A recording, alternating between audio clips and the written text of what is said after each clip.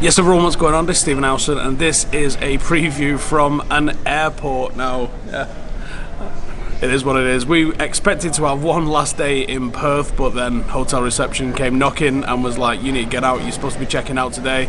I checked all our apps and our flights and stuff and I was like, oh yeah, we are meant to be checking out today. So a little bit of a panic pack, and we didn't have time to film this before we actually left, so we are doing it in the airport because it takes a long time to edit before we actually get to the game. So here's what we're going to be talking about today then. We're looking at Manchester United and Inter Milan. A bigger test from Manchester United than we've so far had on the tour. I actually thought we dealt with Leeds very well, and we dealt with Leeds in a very professional manner, and I think this is another step up in both the opposition and potentially in sort of the tactics that United are going to face. And I think this is what it's all about on pre-season. It's not necessarily about the result in pre-season, whereas league football is very much about the result. This is about performance, this is about seeing systems develop and stuff like that, and we saw that a little bit. I hope these announcements aren't going to be too loud. So like I was saying, this is a step up in both terms of the quality of opposition and the quality of tactics that United are facing, and this isn't about the result necessarily. The league football is about result, but pre-season is about the performance, and you want to see systems of play develop. You want to see how we cope with things like the press. You want to see how we cope with certain little individual things on the pitch. That's what we want to see United do in this instance. So what we've seen on the tour so far then is United have won 2 from 2 without conceding a goal. 6 goals scored, 0 in the conceded column. Dan James man of the match against Perth with an assist. Wan-Bissaka, I believe, was man of the match. I've also seen Pogba given man of the match, as well as Marcus Rashford given man of the match against Leeds. I guess we don't really know who got it, but it was a good performance from everybody that was involved. But United are suspect at the back, and that might be a consequence of the personnel that we're playing there, but it also might be a consequence of the type of system that we're seeing with Ole Gunnar Solskjaer. You saw in the first sort of iterations and development of the Liverpool system under Jurgen Klopp that Liverpool was suspect at the back until they began really upgrading the personnel that was there.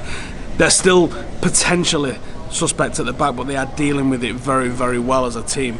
And I'm thinking that that might be the case from United. It's a case that you're going to go, look, we're going to score 2 or 3 goals, we might concede 1 in the process. So we'll have to see how that develops. Lukaku's still not been in the match day squad. I find that suspicious. Ollie's saying he's not trained. He was training when we was there. So I think this is a case of he's moving, just deal with it. I don't think there's any truth to the injuries, the knocks or anything like that. I think he's going to get moved on. So let's look at the opposition then. We are facing off against Inter Milan with a familiar face in the dugout. Antonio Conte, obviously we've faced off against him when he was at Chelsea. In his first game as manager, he went with a similar system to that he went with his Juventus sides. We saw a 3-5-2 rather than the 3-4-3 that we've seen him play with Chelsea. Inter Milan have won their only pre-season game so far. They won it 2-1 versus Lugano. Stefano Sensi and Marcelo Brozovic were the ones with the goals. Icardi is still missing from their pre-season squad, very much like Lukaku. Raja Nainggolan is meant to be joining up with the squad with his future potentially in the balance. And following the comments from the Nerazzurri director, Beppe Marotta, stating that Conte doesn't see the Belgian being in his plans. To be honest, we could do a hell of a lot worse than Nainggolan at United, considering I think we've got a bit of a lack of depth in that area for definite. Key players that I reckon that you're going to see then for Inter Milan, we're going to be looking at Ivan Perisic, obviously. Now, Conte deployed him as a wing-back in that first game.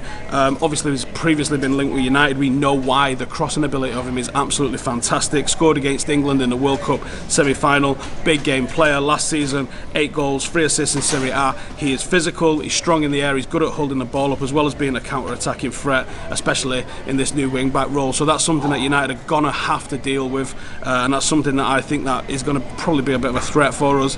Marcelo Brozovic, Inter Milan, this is the ball-playing playmaker. He controls the tempo.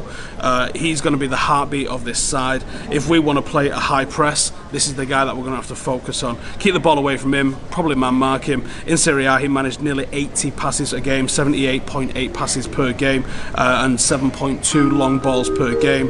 The guy's passing is absolutely elite. He's good in through balls, good at tackles, good at set pieces, he's good at holding onto the ball. He has a bit of a problem with defensive contribution, so I think if United go with a high tempo around him and force him to get involved in the defensive side of the game, we might see some bonus out of United there. And obviously we've got to look at Skriniar, big physical centre half, good passing attributes, 3.6 long balls per game from him in Serie A last season, 3.8 clearances per game. is a big tackler and is a big clearer for these guys. So that's the centre half that you either want to stay away from or try and overload, I reckon. Keys to victory for this game is going to be reducing the threats that the 3-5-2 system is going to pose. It's going to be a little bit different to what we saw against Leeds. Obviously it's still going to be more or less a 3 at the back sort of system that we see from these guys, but it's going to be a little bit, the wing backs are going to be way more prevalent in this game than what we saw against Leeds, so we've got to pin them back and make sure that we take them out of the game offensively, especially the likes of Ivan Perisic. Pack the midfield so we don't get overrunning there, because this midfield is arguably better than our midfield, and I think that's an issue in both of these games so far. Maybe it's tactical, but Paul Pogba's been unable for me to get involved in the game. He's sat way deeper. I think he's played well. He's not had bad games and he's not looked disinterested, but he's just not been involved in the game as much because it's been a very attacking output from United. This is, I expect, is going to be a bit more back and forward, and I think you might see a little bit more out of Pogba in this and see a bit more about what his new role is going to be. We're going to have to change our system, I think. You've got to reduce the threat of the wing backs, pack that midfield so it doesn't get overrun.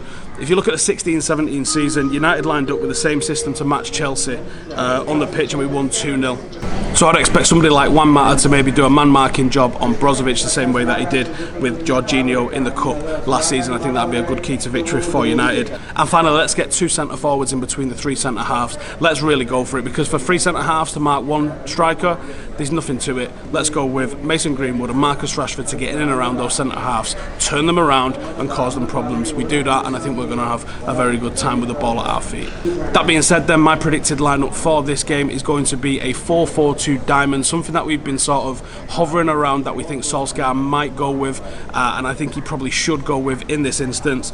I'm going to say Romero in net. I don't know what the situation is with David De Gea, but let's just go with Romero for now.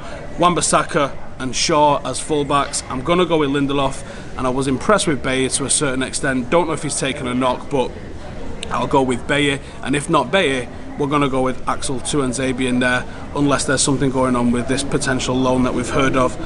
The 4 in midfield, I'm going to go with McTominay, and then I'm going to go with Pereira alongside Pogba, and then I'm going to go with Mata ahead of him, because I thought Pereira, along with Angel Gomez in that sort of B team, that sort of second 11 that we've been seeing, looks fantastic on the ball. He's showing a lot of energy, he's doing a bit of defensive work, and I think with the ball at his feet, him and Pogba could make a pretty good partnership. McTominay's just been doing that pure defensive work, and as a basic player, that's all you really want from him.